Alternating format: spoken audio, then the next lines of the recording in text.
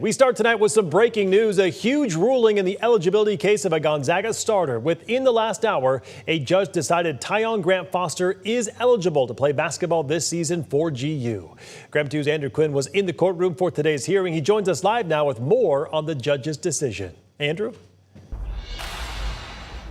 Yeah, good evening, Mark. As you just said, Judge Marla Poland did grant an injunction against the NCAA, siding with Tyon Grant-Foster, which means that tonight, right here behind me at the kennel, when Gonzaga hosts Western Oregon, Tyon is eligible to play. Now, this all came down to three main key things that Judge Poland made in her decision, and in all three, she sided with Grant-Foster and his legal team. The first was the 5-year eligibility term. They concluded that with the COVID year plus 2 years of junior college, plus the fact that Grant-Foster missed over a year due to cardiac arrest, that he did still have eligibility and was able to play this season. The second was a disability term used because of Grant-Foster's heart condition, which he has had since he was a young boy. So they decided that the NCAA was discriminating against him because of this heart condition and also ruled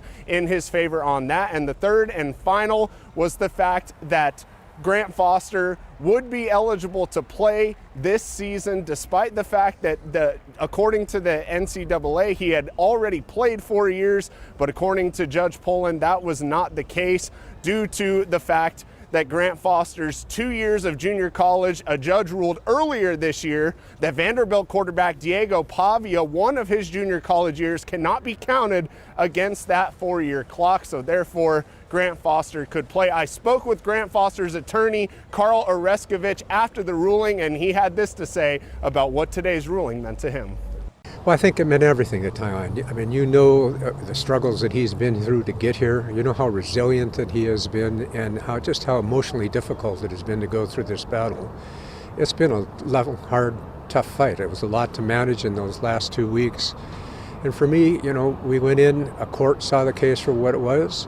The court made, I think, a really fair ruling on behalf of a young man who needed the protection of the law. And today it just made me proud to be a lawyer.